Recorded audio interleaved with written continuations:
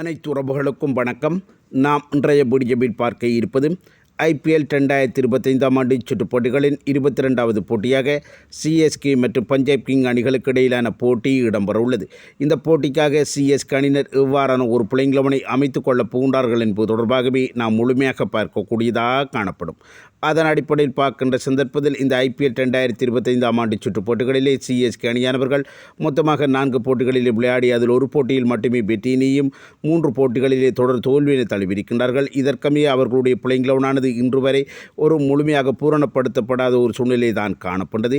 இதற்கமைய இந்த பஞ்சாப் கிங் அணியினருக்கு எதிராக நடைபெறவுள்ள தீர்க்கமான இந்த போட்டியிலே சிஎஸ்கே அணியினர் இறுதியாக விளையாடிய போட்டியிலே பயன்படுத்திய பிளேயிங் 11இலிருந்து 2 வீரர்களுடனான மாற்றங்களுடன் 2 வீரர்களை புதிதாக உள்ளீடு செய்து ஒரு தரமான ஒரு பிளேயிங் 11ஐ அமைத்துக் கொள்ளப் போகின்றார்கள்.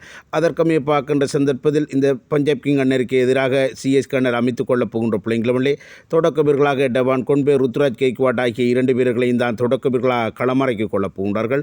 இறுதியாக விளையாடிய போட்டியிலே ரச்சின் ரவீந்திரா, டெவான் கொன்பே ஆகிய 2 வீரர்களை தொடக்க வீரர்களாக களமிறக்கியிருந்தார்கள். இருப்பினும் பெறுவர்கள் மிகச்சிறந்த முறையில் கிடைக்கப்பெறவில்லை என்பதன் அடிப்படையில் கடந்த 2 வருடங்களாக அவர்களுடைய தொடக்க ஜோடியாக காணப்பட்ட ருத்ராஜ் கெய்க்வாட், டெவான் கொன்பே ஆகிய 2 வீரர்களையும் மீளவும் அவர்களுடைய பிளேயிங் 11இல் உள்ளீடு செய்யப் போகின்றார்கள். இதன் காரணமாக ரச்சின் ரவீந்திரா அவர்களை வெளியேற்றிக் கொள்ளப் போகின்றார்கள்.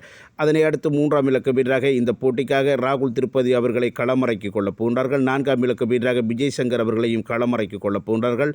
இறுதியாக விளையாடிய போட்டியிலே மிகச்சிறந்த பெறுவர்களை வெளிப்படுத்தியிருப்பதன் அடிப்படையில் விஜய் சங்கர் மீதாக இந்த சிஎஸ்கே அணி நிர்வாகம் மிகப்பெரிய ஒரு நம்பிக்கை வைத்து மீளவும் அவருக்கு அந்த 4ஆம் இலக்க வாய்ப்பினை கொடுக்கப் போகின்றார்கள். அடுத்து 5ஆம் இலக்க வீரராக சிமோன் டூபே, அதனை அடுத்து 6ஆம் இலக்க வீரராக ஷேம் குரான் அவர்களை உள்ளீடு செய்ய போகின்றார்கள்.